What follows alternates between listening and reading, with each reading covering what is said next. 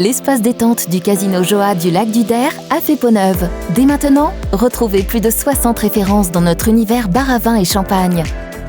Venez vous détendre entre amis au sein de notre bar des sports en savourant une de nos planches à partager.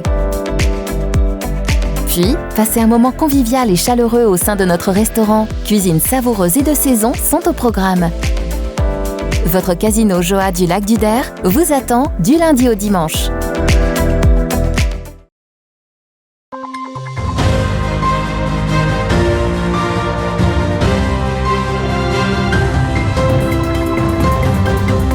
Bonsoir à tous et bienvenue dans votre 15 minutes info de ce 24 novembre 2022.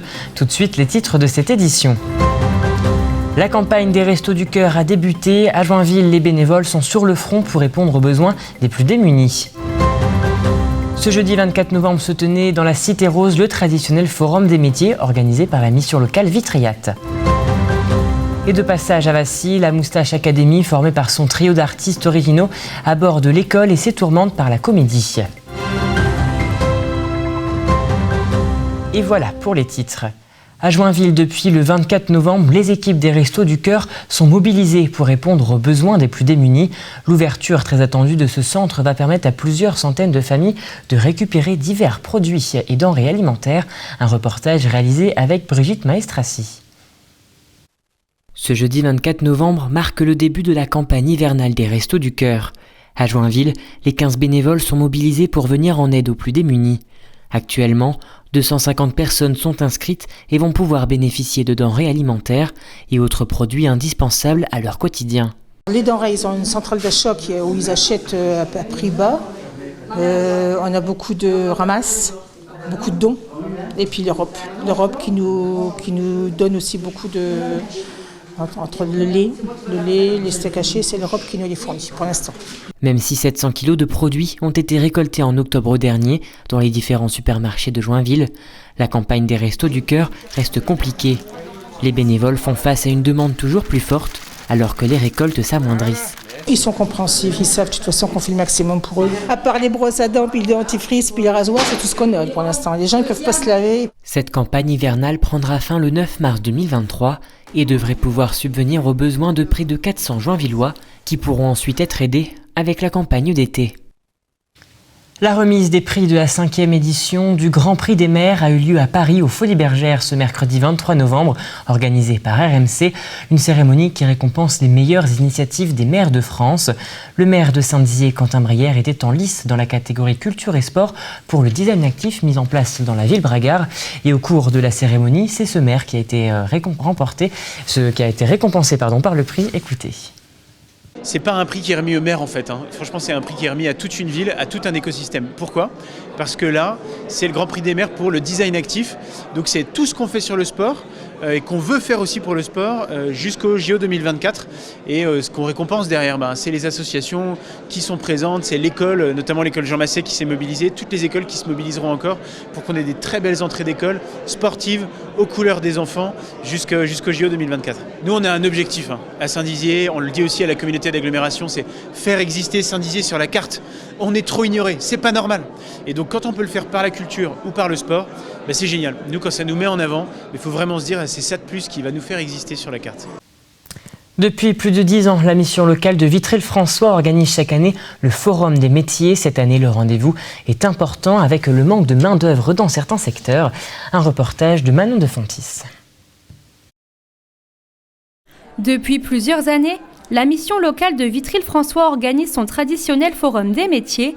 Ouvert à tous, ce salon permet de rencontrer des professionnels de l'orientation ou encore de l'insertion. Ça permet de montrer l'éventail des opportunités possibles sur le territoire.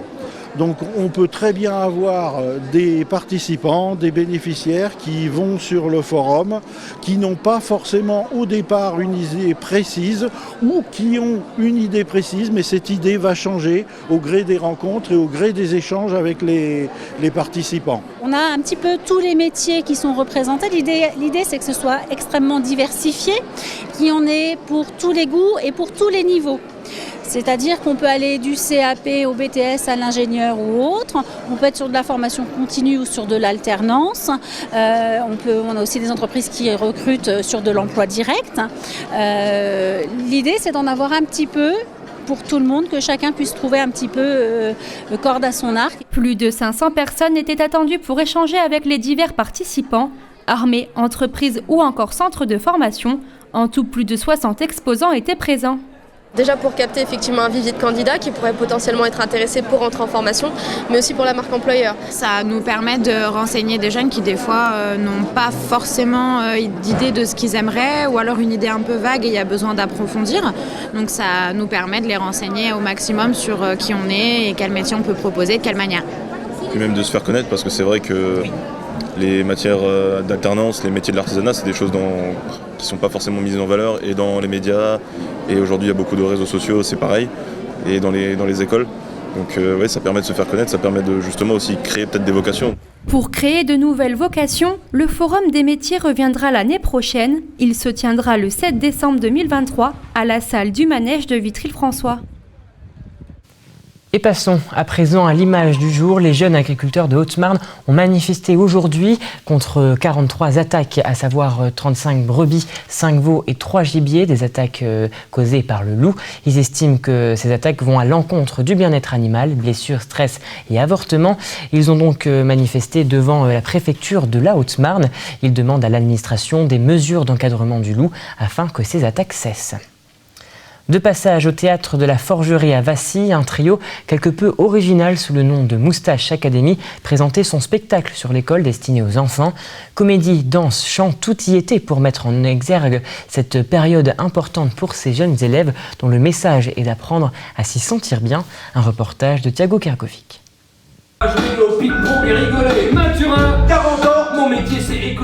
Comment se sentir bien à l'école ? C'est le thème abordé par la Moustache Academy, un trio d'artistes original de passage au théâtre de Vassy, dont le but est de servir la jeunesse par différents moyens. On se souvient de notre enfance à nous, à l'école, et on a vu les problèmes qu'on a rencontrés nous-mêmes en tant qu'écoliers. Et aujourd'hui, on fait des ateliers d'écriture dans les écoles et on voit que ces problèmes n'ont pas changé. Donc on s'est dit, ça serait rigolo d'apporter une solution amusante à tous ces problèmes. Cette solution, il l'applique au travers d'une mise en scène intelligente, plongeant les spectateurs, pour la majorité très jeunes, au cœur de son environnement, mêlant comédie, danse et chant. Il n'y a pas un seul message, il y en a plein, ils prennent ce qu'ils veulent, ce qu'ils peuvent, ce dont ils ont besoin. C'est pas à nous de décider ce qui est le bon pour eux, c'est eux qui le savent. Très bien. Puis notre but, c'est de les amuser aussi. Oui. C'est-à-dire, on n'est pas des professeurs, on n'est pas leurs parents, on n'est pas leurs copains, on est autre chose, on est des oncles d'Amérique. Exactement.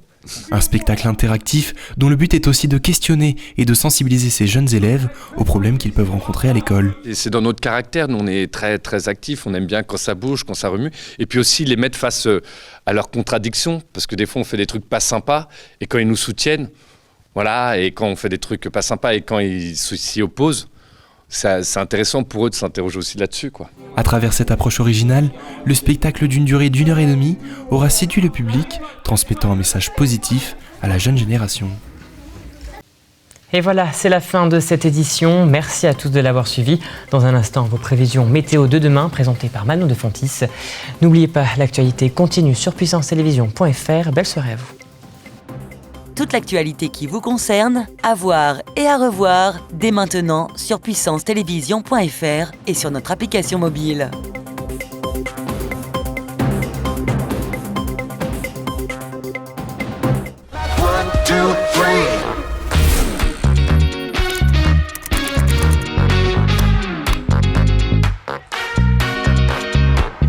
K-Suite, la solution collaborative éthique.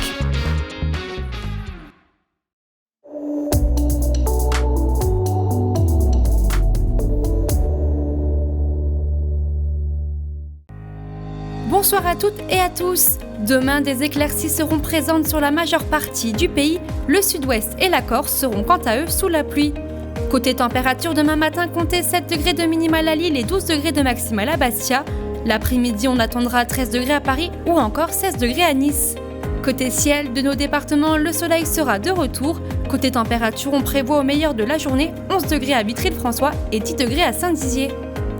Demain, vendredi 25 novembre, nous fêterons les Catherines. Je vous souhaite une excellente soirée sur Puissance Télévision.